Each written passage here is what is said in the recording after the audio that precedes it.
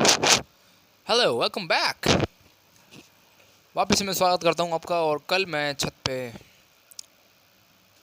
काफ़ी गर्मी हो रही थी और अच्छी खासी सनलाइट भी आ रही थी।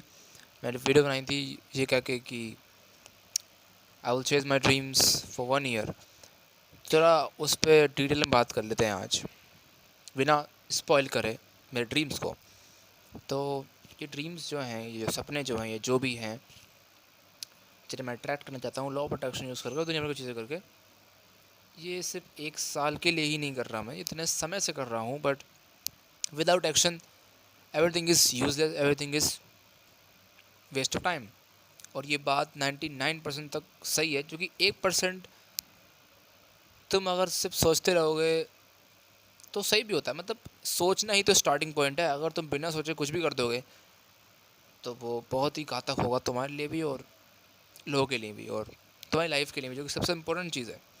इसलिए सोचना भी इम्पोर्टेंट है, बट करना उससे ज़्यादा इम्पोर्टेंट है। और उस करने से ज़्यादा रिफ्लेक्ट होना बहुत इम्पोर्टेंट है कि मैंने जो करा वो कैसे करा, क्या करा, क्यों करा, किस लिए करा, और क्या मैं नया कर सकता हूँ कुछ, क्या मैं ठीक कर सकता हूँ, क्या मैं पॉजिटिव वे में मोर इफेक्टिवली तरीके से मैं वर्क क्या कर सकता हूँ, जिससे मेरा भी फ़ायदा हो पर दूसरों को नुकसान भी ना हो। ये दूसरों को फ़ायदा हो मेरे साथ, ऐसे मैं सोचता हूँ, या सोचूंगा, या सोचना चाहिए, या फिर ऑल दिस। बट हाँ, बस एक बात कहना चाहता हूँ, बल्कि बात तो बहुत सारी कहना चाहता हूँ, पर मुझे लगता है अगर मैं स्पिरिचुअलिटी के हिसाब से अगर कहूँ तो हमें अगर मोक्ष चाहिए, जो कि फाइनल डेस्टिनेशन है एक ह्यूमन बीइंग की, जिसे मोक्ष मिल सकता है। अगर मोक्ष का मतलब क्या, मोक्ष का मतलब है एक तरीके से हेवन, एक तरीके से अंत, एक पॉजिटिव वे में अंत। अगर तुम्हें मोक्ष चाहिए तो तुम्हें धर्म करना पड़ेगा। धर्म मतलब काम, काम मतलब अच्छा काम, अच्छा काम मतलब जो तुम्हारी ड्यूटी है, तुम्हारा वर्क है। उसके बाद वो धर्म को करने के लिए तुम्हें कर्म भी करना होगा यार। कर्म करोगे जब भी धर्म होगा। और उसके बाद तुम्हें मोक्ष मिलेगा, वो भी अभी नहीं, ज़िंदगी ख़त्म होने के बाद, जो कि उसके बाद ही असली ज़िंदगी शुरू होती है। मेरा मानना ये है, या फिर मैं मानता हूँ ऐसा, कि ये ज़िंदगी जो हमें ह्यूमन, इंसानी ज़िंदगी जो मिली है, ये इट्स जस्ट अ गेम, या फिर इट्स जस्ट अ खेल एक तरीके से। बट ये खेल इतना बड़ा है, इतना इमोशंस हैं इस खेल के अंदर, कि असली लगती है, और ये असली है भी। मुझे लगता है कि देखो, ये बात कहने से पहले एक बात क्लियर करना चाहता हूँ कि तुम्हें पता हुआ कि everything is God, and God is everything. तो हर चीज़ के अंदर भगवान है। मेरे आगे जो ये फ़ोन है, जैसे मैं रिकॉर्ड कर रहा हूँ, इसके अंदर भगवान है, माइक के अंदर भगवान है, मेरे अंदर भगवान है, तुम्हारे अंदर भगवान है, सब चीज़ के अंदर भगवान है, चाहे वो नॉन लिविंग हो या लिविंग थिंग हो। एक तरीके से एटम्स कह सकते हैं भगवान को, हर जगह भगवान ही भगवान है। तो इस तरीके से मैं मानता हूँ कि हम इस ह्यूमन फॉर्म से पहले भगवान थे, पहले सबके सब। या फिर हम मान लो कोई जानवर है, कोई कीड़ा है, या कोई बैक्टीरिया है, वो उस फॉर्म से होने से पहले भगवान था, और उसने चूज़ करा कि मैं ये लाइफ चुनता हूँ, या फिर कुछ भी ऐसी लाइफ चुनता हूँ जहाँ पे मुझे ऐसा लगे कि भगवान नहीं हूँ। एक ह्यूमन हूँ, एक जानवर हूँ, एक डॉल्फिन हूँ, या कुछ भी हूँ, ताकि वो एक तरीके से हम टेस्ट कर सकें, एक्सपेरिमेंट कर सकें, और एक ज़िंदगी जी सकें जहाँ पे पता ना हो हमें फाइनली कि आगे क्या होगा, बट हमें पता भी हो कि मैं करना क्या है, उसके हिसाब से होगा नहीं होगा पता नहीं। एक तरीके से एडवेंचरस लाइफ चाहते थे हम अपने भगवानी रूप में। काफ़ी अजीब लग रहा है, काफ़ी बुरा भी लग रहा होगा, गुस्सा भी आ रहा होगा कि यार तू क्या कह रहा है, भगवान क्या सोचते हैं। एक इंसान भगवान कभी नहीं हो सकता। मैं मानता हूँ एक इंसान के अंदर भगवान हो सकता है, पर सही बताऊँ तो ये माइंडसेट बहुत ही अच्छा है। सोचना भी, और इस तरीके से जीना भी, कि it's a way of living, और it's a way of thinking also, कि हम पहले भगवान थे और हमने चुना कि हम इंसान बने, क्योंकि हम इंसान हैं। अगर तुम वीडियो देख रहे हो तो तुम इंसान हो, ठीक है। हमने चुना कि हम इंसान बने विदाउट एनी एक्सपेक्टेशंस कि क्या होगा ही होगा, ये होगा वो होगा, या फिर मैं ऐसी जगह पैदा होता हूँ जहाँ अमीरी हो या गरीबी हो, कुछ भी नहीं पता। या फिर क्या पता तुम चूज़ भी कर लिया हो कि ऐसी जगह पैदा होता हूँ, या फिर ये करता हूँ वो करता हूँ।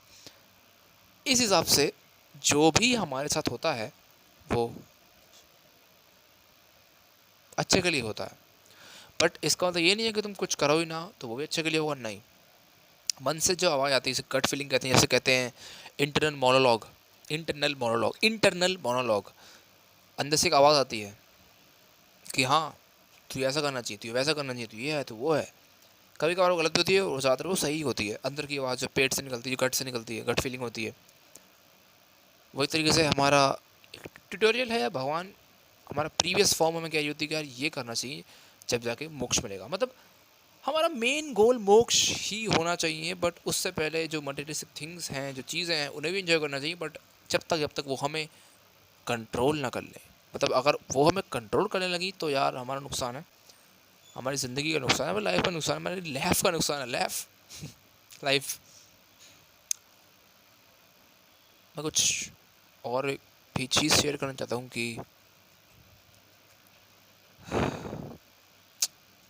मैंने एक मूवी देखी थी बहुत पहले, ओ माई गॉड करके, OMG। 2 नहीं देखी, अक्षय कुमार की 1 और परेश रावल की, जिसमें वो नास्तिक होते हैं और ये सब। तब मैंने एक चीज़ देखी कि एक नास्तिक, एक सच्चा नास्तिक भगवान के करीब ज़्यादा हो सकता है एज़ कम्पेयर टू जो ज़बरदस्ती भगवान में मानते हैं। कि जो भगवान को प्यार नहीं करते, भगवान को मानते नहीं, बल्कि भगवान से डरते हैं, या फिर उस चीज़ से डरते हैं जो वो होना नहीं चाहते, इसलिए भगवान की पूजा करते हैं डर के मारे कि भगवान प्लीज़ मेरे साथ ऐसा करो, मुझे वैसा करो। और मैं भी पहले ऐसी था, मैं भी बहुत मानता था कि यार भगवान मुझे पास करा था, मुझे ये करा था, मुझे वो करा था।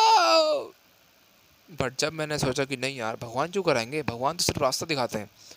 फिर मैंने भगवत गीता पढ़ी नहीं है मैंने अभी तक, क्योंकि मेरे अंदर इतनी ज्ञान नहीं है, बट सोचता हूँ कभी कि हिंदी ट्रांसलेशन या फिर ऐसे कुछ करूँ, ताकि मुझे समझ में आए कि चल के रहा है ज़िंदगी में। उसके अंदर सारे के सारे सॉल्यूशंस लिखे हुए हैं लाइफ के सारे प्रॉब्लम्स के। बट मेन क्वेश्चन ये है कि महाभारत में श्री कृष्ण चाहते तो एक चुटकी में या एक चमकते या सोचते ही पूरी वॉर, पूरी लड़ाई ख़त्म कर सकते थे, पर उन्होंने अर्जुन का साथ दिया, उन्हें बस बताया कि ये करना चाहिए, ये वो करना चाहिए, और अर्जुन ने वही करा, या फिर उन्हें मोटिवेट करा।